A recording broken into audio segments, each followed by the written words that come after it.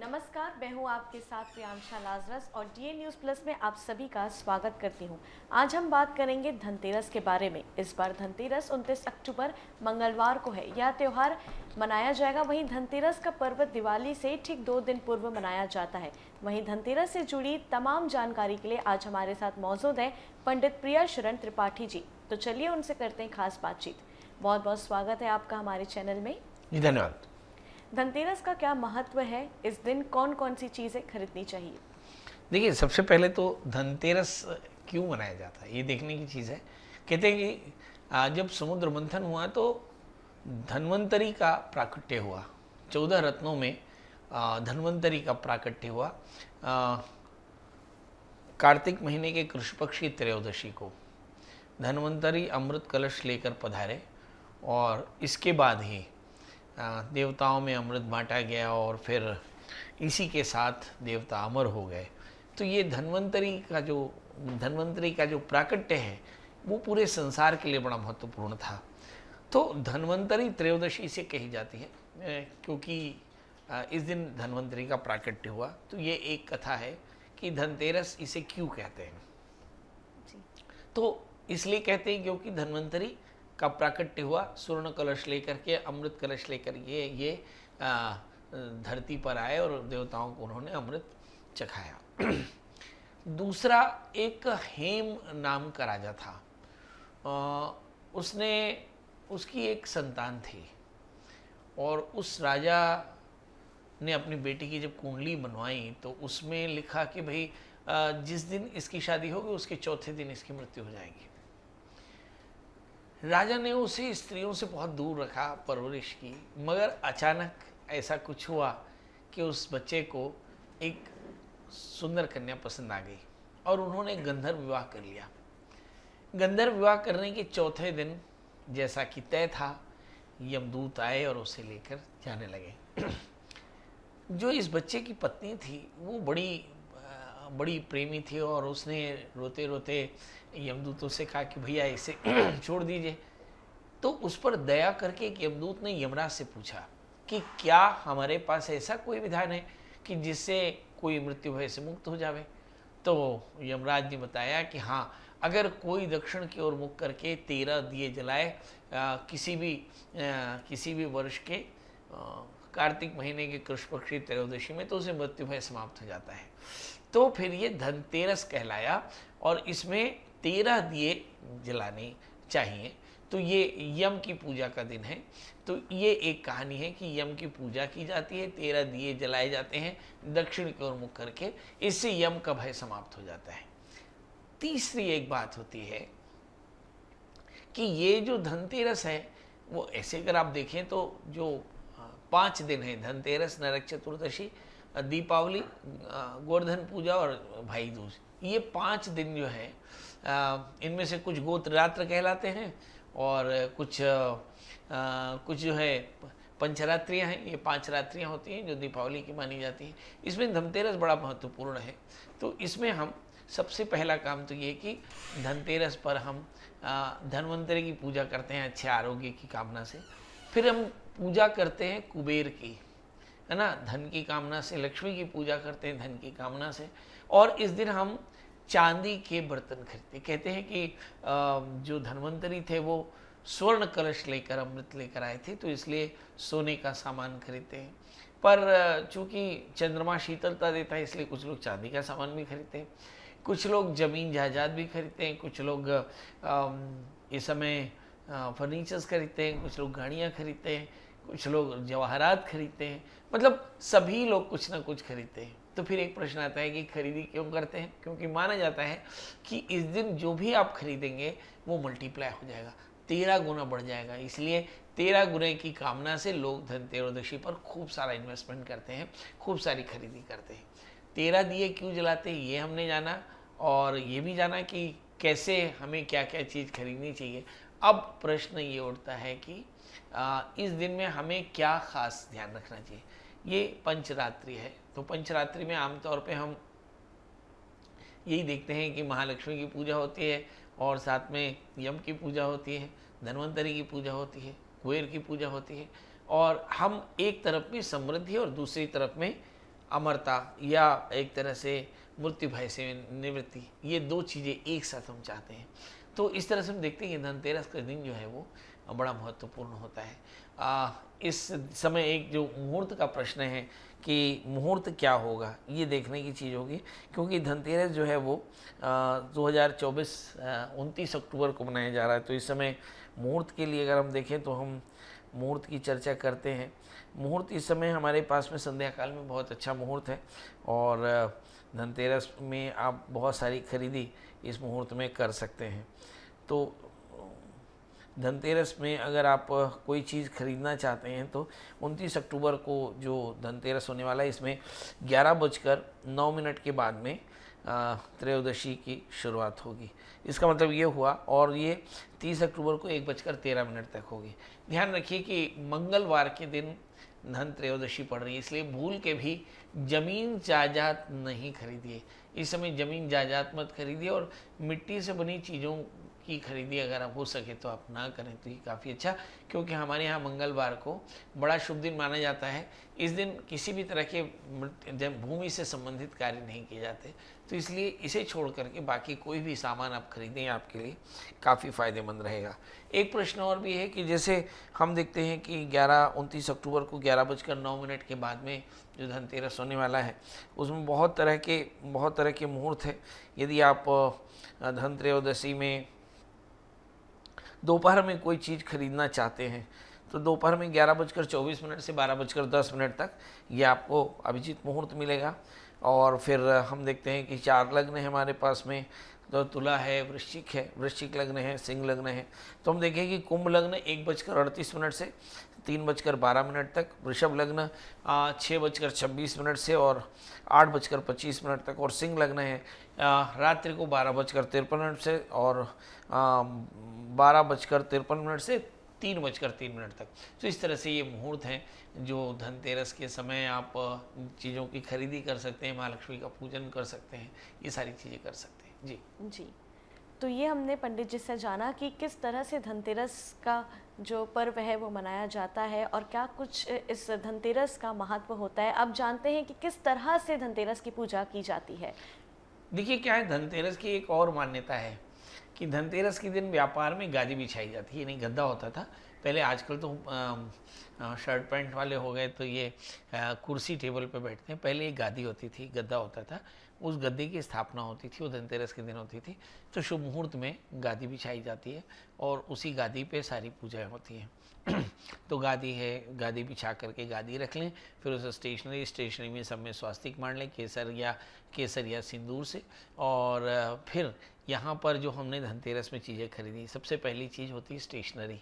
तो आपने स्टेशनरी सारी खरीदनी है, जो अकाउंट्स लगने हैं, जो आपको कैश बुक वगैरह लगने हैं, पेन कलम दवात इत्यादि सारे लेने हैं, स्टेपलर है या फिर स्याही है, स्टैम्प है, ये सारा कुछ आपको लेना होता है। तो वो आप एक तरफ रख लें, इनमें सब में स्वास्तिक मार लें, मौली बना लें, और फिर गौरी गणेश कलश नवग्रह षोडश मातृका रख करके वो जो चांदी का सिक्का जो भी आपने रखा है, जो भी आपने खरीदा, ये सब गादी पे अच्छे से सेट करके रख दें। इसमें हम मुरादी खरीदते हैं, हर साल की मुरादी अलग होती है, यानी एक छोटी सी थैली होती है, उस थैली में नागर, मोथा, जटामासी, हल्दी, मुलेठी, सुपाड़ी, रुपया, कौड़ी, धनिया, ये सारी चीज़ें रखी जाती हैं, कमलगट्टा, सिंघाड़ा इत्यादि। तो इन सब की एक मुरादी होती है, पोटली बोलते हैं इसको। तो ये पोटली भी वहाँ पे रख लें, और सारी की सारी चीज़ें रख करके और फिर कुबेर की पूजा करें, लक्ष्मी की पूजा करें, निशा काल में करें, ये आपके लिए काफ़ी अच्छा। याद रखें, ऐसे तो आप दिन में भी पूजा कर सकते हैं, मगर निशा काल की पूजा मेरे नज़रिए से काफ़ी अच्छी रहती है। तो सूर्यास्त के बाद में जो भी अच्छा मुहूर्त हो उसमें आप ये पूजा कर सकते हैं। जी पंडित जी, ये तो हो गई बात धनतेरस की पूजा विधि की। अब हमें और दर्शकों को बताइए कि आखिर क्या इस दिन विशेष प्रकार की धातुओं या वस्त्रों का क्या महत्व होता है। देखिए, धनतेरस के दिन जब धन्वंतरी प्रकटे तो सोने का कलश लेकर प्रकटे, इसलिए जो पहली धातु खरीदी जाती है वो सोना। सोना महंगा हो गया तो फिर आप खरीद सकते हैं चांदी महंगी हो गई तो फिर खरीद सकते हैं तांबा महंगा हो गया तो फिर खरीद सकते हैं पीतल महंगा लगे तो फिर अपन खरीद सकते हैं लोहा। कोशिश करते हैं हम लोहे को छोड़ करके सोना, चांदी, पीतल इत्यादि का इस्तेमाल करते हैं। दूसरा, इस दिन हम रत्न धातु रत्न इत्यादि भी खरीद सकते हैं, तो अंगूठियाँ आप खरीद सकते हैं जिसमें धातु रत्न तीनों दोनों होते हैं। फिर इसमें इस समय में हम फर्नीचर्स खरीद सकते हैं। इस बार जो धनतेरस है वो बड़ा महत्वपूर्ण, बड़ा शुभ समय में आ रहा है, इसलिए आप फर्नीचर्स भी खरीद सकते हैं, गाड़ियाँ भी खरीद सकते हैं। मतलब अगर आप गाड़ियाँ खरीदें तो न्यूमरोलॉजिकली अपना नंबर देख लें, फर्नीचर खरीदें तो आप अपना कलर देख लें, यदि आप धातु खरीद रहे हो तो आप अपनी लकी ग्रहों की स्थितियाँ देख लें कि भाग्येश किससे मैच करता है। यानी कुछ लोगों को चांदी खरीदना सूट करता है, कुछ लोगों को तांबा, कुछ लोगों को पीतल, कुछ लोगों को सोना। तो जिसको भी जो खरीदने का समय हो वो अपने पंडित जी से पूछ करके आप ये खरीद सकते हैं। बहुत लोग गाड़ी खरीदेंगे तो गाड़ी का नंबर देख लें, बहुत लोग फ्लैट खरीदेंगे तो फ्लैट का नंबर देख लें और उसका वास्तु चेक करा लें, ये बड़ा ज़रूरी होगा। तो थोड़ी सावधानी रख करके आप अच्छी खरीदी कर सकते हैं। जी पंडित जी, धनतेरस पर ऐसे कौन से मंत्र का जाप करना चाहिए जो काफ़ी शुभ माना जाता है, दर्शकों को बताइए। देखिए क्या है, धन त्रयोदशी तिथि जो है नंदा भद्रा जया रिक्ता पूर्णा, ये 5 तिथियां होती हैं।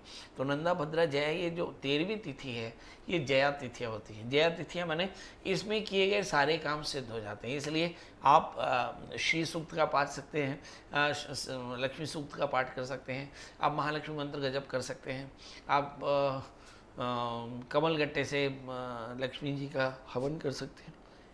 मतलब रात्रिकाल में आप चाहें तो विधिवत भगवती महालक्ष्मी कुबेर इत्यादि को स्थापन करके और विधिवत महालक्ष्मी का पूजन करके लक्ष्मी का विसर्जन करा सकते हैं, ये आपके लिए काफ़ी अच्छा होगा।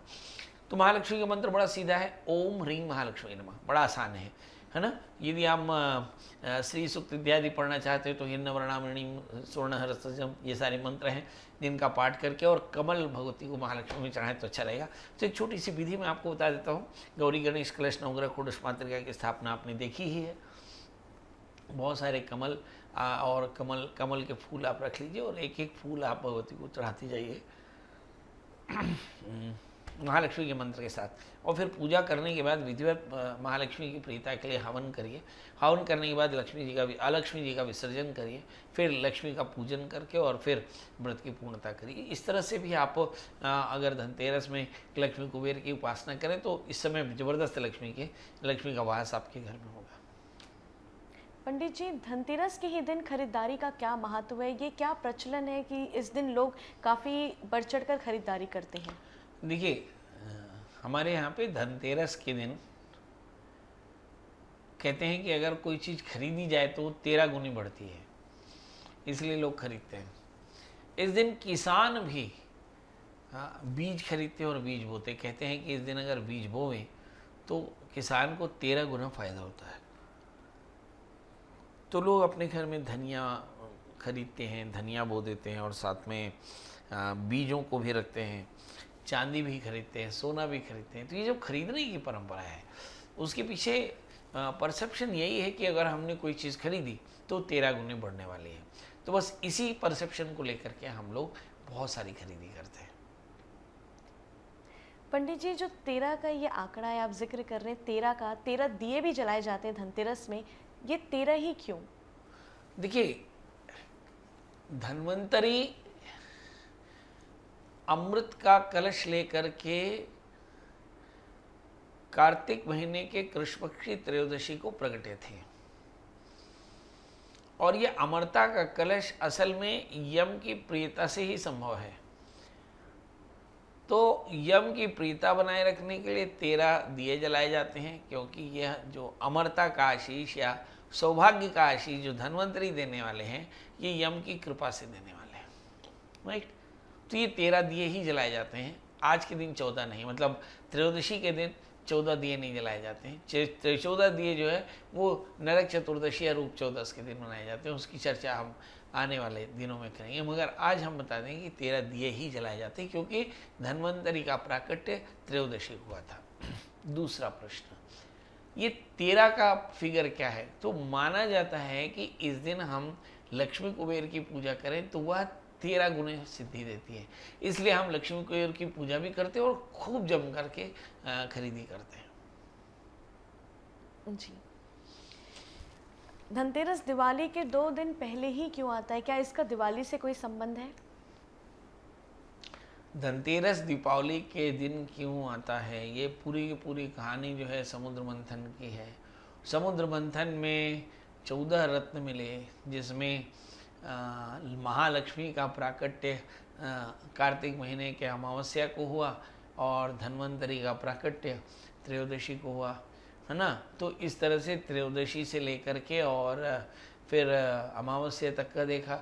नरक चतुर्दशी कहते हैं 14 यम होते हैं, 14 यमों के भय की निवृत्ति के लिए हम रूप चौदस या नरक चौदस के दिन 14 दिए जलाते हैं दक्षिण की ओर मुख करके, और यम के भय से निवृत्ति के लिए दीपावली के दिन 15 दिए जलाते हैं। फिर आगे एक कहानी आई कि जो यम द्वितीया है, कार्तिक शुक्ल पक्ष द्वितीया को यमराज यमुना के घर जाते हैं और यमुना के घर जा करके यमुना के घर हाथ का खाना खाते हैं, उसे टीका लगाते हैं। यमुना बदले में बोलती है कि भाई तुम्हारे यहाँ तो दिन भर ये कार्यक्रम चलता है, तुम सवाल ये है कि तुम कभी तो ऐसे आराम होकर के अपनी बहन के यहाँ आ जाया करो। तो उसने फिर आशीर्वाद दिया कि भाई तुम आज के बाद बोलो कि जो कोई भी तुम्हारी भाई दूज के दिन अपनी बहन के घर में भोजन करेगा, यम का भय उसे नहीं होगा।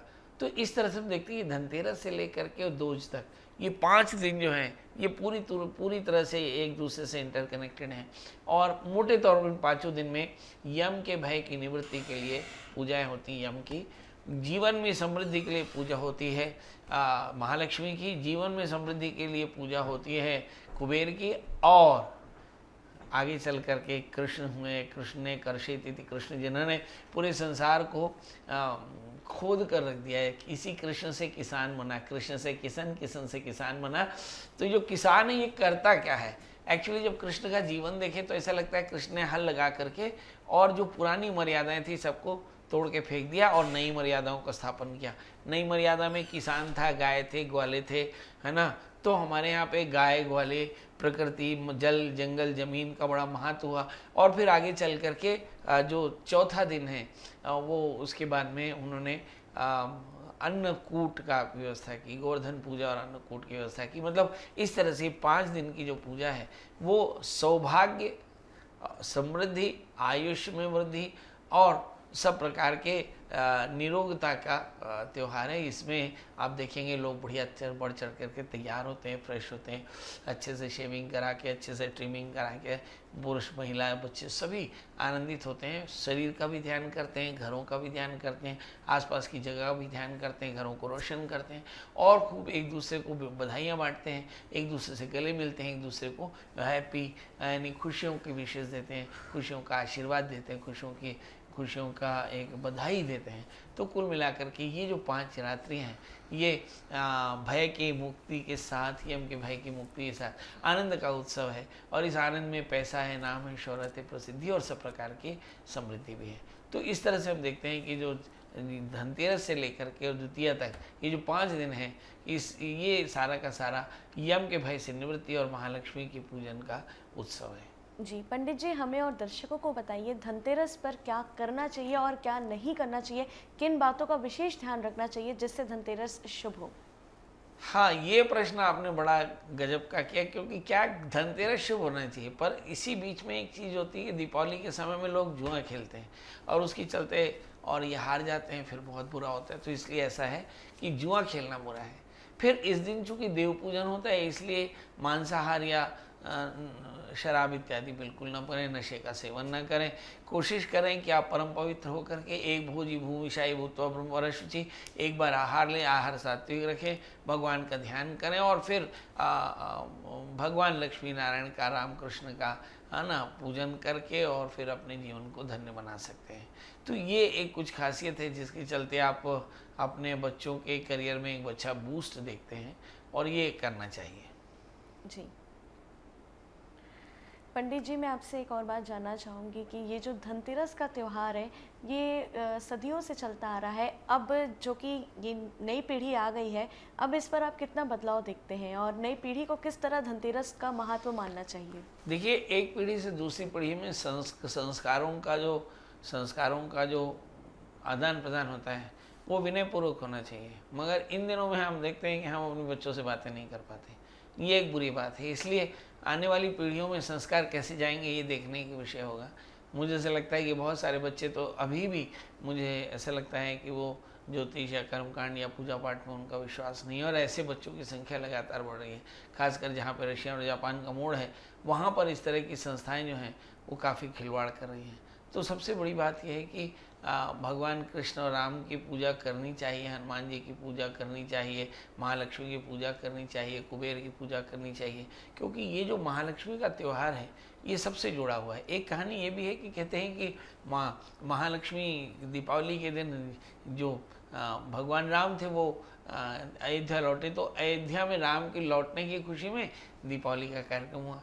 कहते हैं कि ये दीपावली जो है राम के आगमन के कारण सज गई थी। तो ये भी एक कहानी है। तो हमें सभी तरह के अपने रिचुअल्स का पालन करते हुए और उत्साह मनाना चाहिए।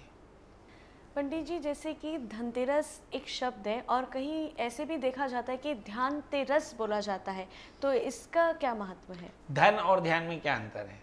देखिए, मैं बताता हूँ कि जो हमारे सनातनी हैं वो धनतेरस में भगवान धन्वंतरी का प्राकट्य मानते हैं, मगर जो महावीर को मानने वाले जैन संप्रदाय के लोग हैं, इस दिन तीसरे और चौथे ध्यान में भगवान गए थे और फिर योग निरोध में चले गए थे। 3 दिन के ध्यान के बाद योग निरोध करते हुए दीपावली के दिन उन्होंने देह छोड़ा था और निर्वाण को प्राप्त हुए थे। इस दिन को सभी जैन संप्रदाय में लोग ध्यान तेरस भी कहते हैं।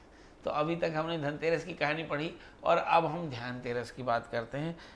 तो ये एक इसके पीछे बहुत बड़ा रीज़न है कि इस समय जो 3 दिन हैं, जितने भी जैन संप्रदाय के लोग हैं, जो महावीर को मानने वाले हैं, ऋषभदेव को मानने वाले हैं, 24 तीर्थंकरों को मानने वाले हैं, उन सभी के लिए जो ध्यान तेरस से बड़ा महत्वपूर्ण हो जाता है। और इस दिन रविवार के दिन संध्या के समय बैठ करके लक्ष्मी की पूजा के साथ में हम नारायण की पूजा करें और ध्यान करें, तो ये आपके लिए काफ़ी अच्छा रहेगा। संप्रदाय अपने अपने हो सकते हैं, अपनी अपनी आस्थाएं हो सकती हैं, मगर ध्यान इस त्रयोदशी में जरूर करना चाहिए। इस बात का ध्यान रखें। जी, बहुत बहुत धन्यवाद आपका पंडित जी, हमारे साथ अपनी जानकारियां साझा करने का। तो ये थे हमारे साथ पंडित प्रियशरण त्रिपाठी जी, जिनसे हमने जाना कि धनतेरस क्यों इतना खास है और कैसे इसे मनाया जाता है और किन बातों का हमें ध्यान रखना चाहिए धनतेरस को लेकर। हमारे खास पेशकश में केवल इतना ही। नमस्कार।